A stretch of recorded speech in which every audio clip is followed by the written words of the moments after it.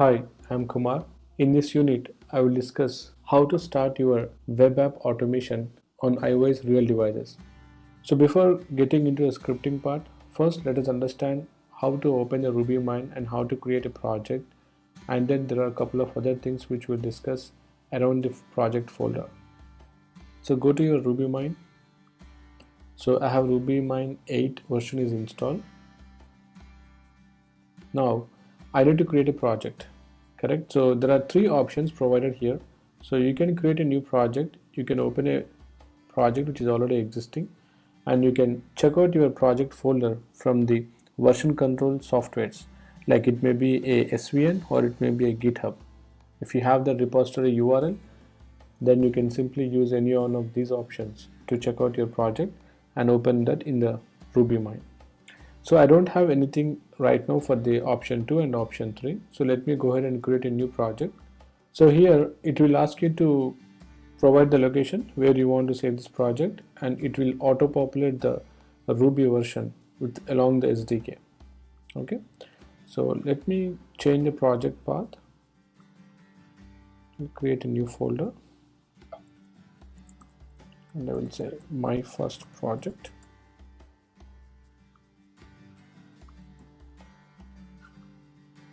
So in this folder, I would like to save my project. So I will say create. This is your project root folder, and along this project we have the Ruby RVM is associated.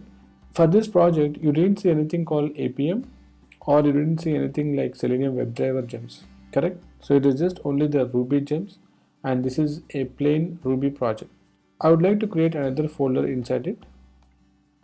So I will say like my first script, and I'll create a new Ruby class, launch Safari. Okay, launch Safari on iOS device. Click on OK. So I don't need anything like the class syntax here because I just want to write a simple basic script here. And before writing your actual appium driver script, first there are a few prerequisites to be mentioned at the top of the file. It is like you need to tell to the RVM like these are the Ruby gems which are required for us to run this code. appium underscore lib, and we need require Selenium WebDriver,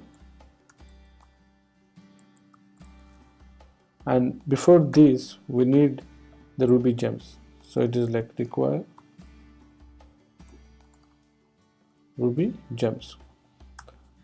It's very simple. In the Java project, the way how you configure the jar files to your Java project, similarly for the Ruby mine project you should configure the respective Ruby gems. The very simple way is just creating a gem file and list out what all the gems you need. Go to your project root folder, click on new and say file, and put the name called gem file. So here you need to write the source like, so this is the source from where your Ruby gems are going to get installed, and here you can write the gem names like gem and the corresponding gem like whatever you want, whatever you are trying to access for this project. So you can list out all the gems here like gem appium console and gem Selenium WebDriver. This is just like an example. You can list out as many gems is required. So the moment once you create a gem file lock will automatically created in the project folder.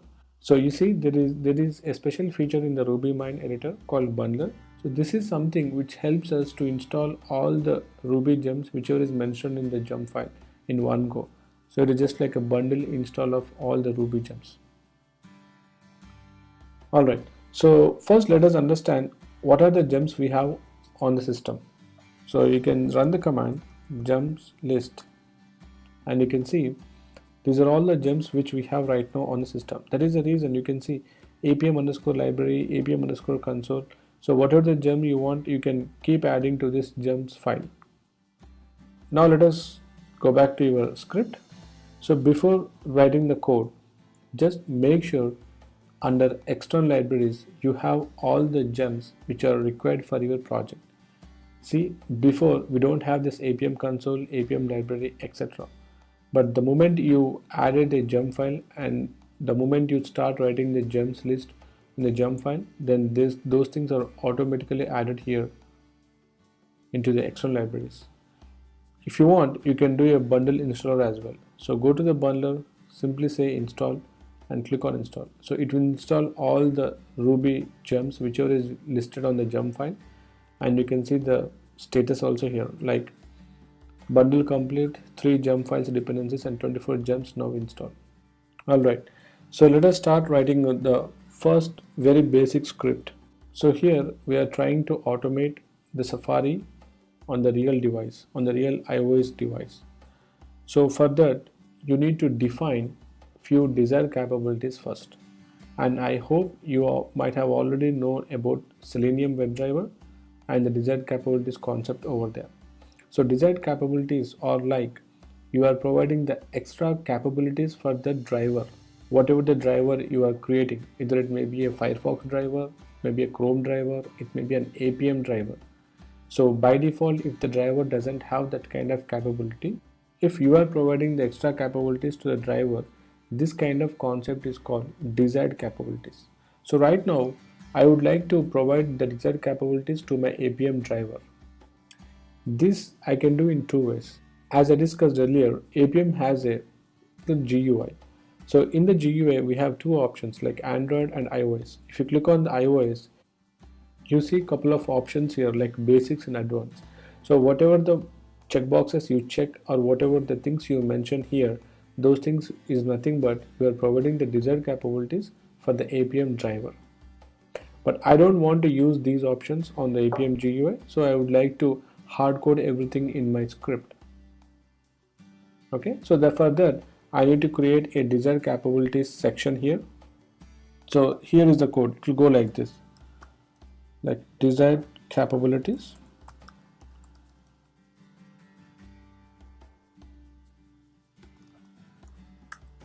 Okay, and here I will mention the caps.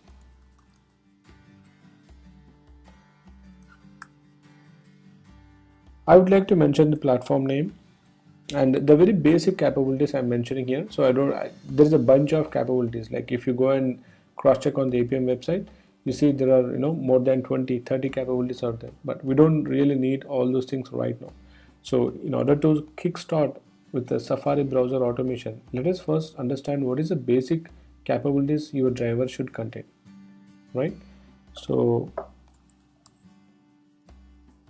I'm mentioning the platform name. Platform name is iOS. On which platform you are executing your script, so it is iOS, and the platform version. So make sure you are maintaining the proper version here. So the platform version, currently the iOS version I have on my device is 9.1. This is the latest version at this point of time. And the browser name,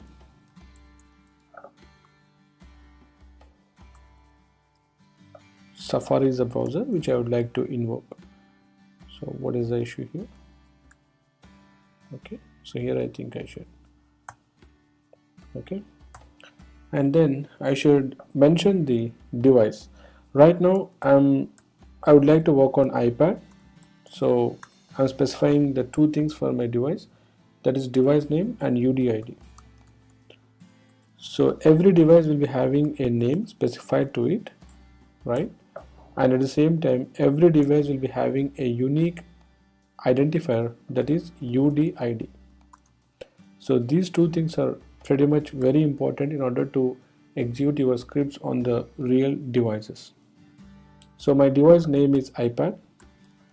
You can go to general settings and there you should see all these kind of things. I will try to showcase you everything. And my device UDID, this is a big string, but before that let me connect my device to the Mac system, then I can easily tell you like where you can find out these details. Alright, so I just connected my iPad to my system. So now I would like to see the UD ID and the device name. So in order to find out the device name, go to your device, go to your settings, go to general and go to about, and you should see your device name here as a name, right? So when you click on that one, so it will ask you to modify the name as well.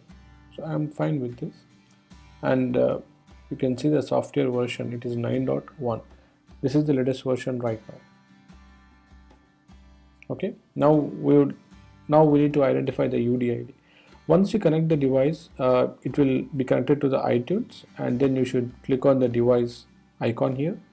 Then here you can see the UD ID of the device.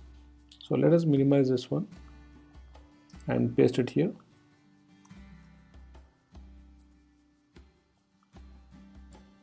All right, so these are the very basic desired capabilities which is required for us in order to kickstart our iOS automation on the real iOS devices.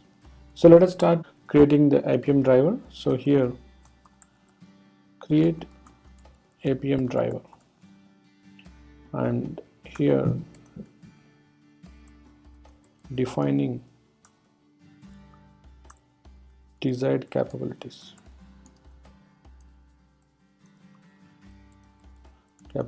for the driver. Okay, and this is import. It's like importing statements, like importing the required Ruby gems. Okay, now I would like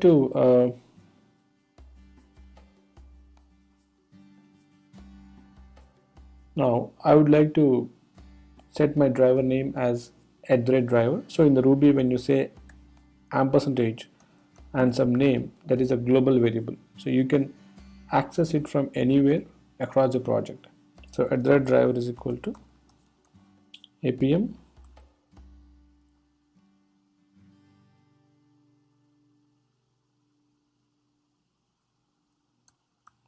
driver dot new dot start driver, and here you should mention your desired capabilities variable, and then let me try to add a sleep of 5 seconds, and then I will say driver dot get https://.com. Well, so in this simple script, I'm creating an appium driver just to invoke the appium session and to invoke the Safari browser on the real iOS device. And once the Safari is launched, by default it will be navigating to the apple.com website. So that is how the Safari launcher app is designed. But I would like to navigate to my own specific website. It is https Know2Script.com. So let us see how to execute this script right now. There are few things which you need to cross check. The first thing is, make sure you have connected your iOS device successfully to your Mac system, and during the connection, if it is asking you to trust the device, please do that. And at the same time, go to the generals. There are few things which you need to enable from at the device level. Like if you go to Safari browser, if you go to advanced, so you need to enable the web inspector, and it will be good if you enable the JavaScript as well, but these two things are already enabled on my device. And then if you go to the developer option here, click on this one, and you see something called enable UI automation. So if these three things are done at the device level, then you are good to go ahead with this device. Then open the command prompt. Now here you should connect to your device with the help of iOS debug WebKit proxy. Why this is required here is, during the installation we have discussed like iOS WebKit debug proxy, Apple instrumentation will communicate with the device with this proxy. So that is the reason we are connecting to this device with the help of iOS WebKit debug proxy. And the command goes like this: the iOS WebKit debug proxy space -c space the UDID of the device which you are trying to automate, and then the port number 27753. You can specify any port number, but this is something which is a working port number. So try with this one first, and if you feel if you want to change the port number, you can specify. Then when you click on enter, so it should say the message connected to so and so device. Okay. Now the next step is open your appium. If you look at the iOS settings, I have just provided the UDID of the device, and besides there is nothing extra provided, or there is no other desired capability provided at appium GUI level. Then click on the launch. So your appium session will be started here, and it will clearly throw a message like which version of appium you are using. Welcome to appium version 1.4.13. So this is the latest version of appium currently. And go back to your Ruby mine, and this is your first basic script. So I would like to give a click and run launch Safari on iOS. Then open your device, open the appium, and open the iOS WebKit. You see all the three together. So appium is trying to read the information. It is opening the Safari launcher, and this is the second version of the Safari launcher. This is the latest version of this app, and it is navigating to the apple.com by default. And then we would like to navigate to https know2script.com website.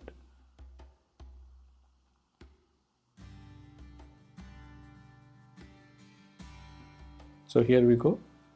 appium is redirecting us to another website, that is a user defined website, and here the command work is @driver.get.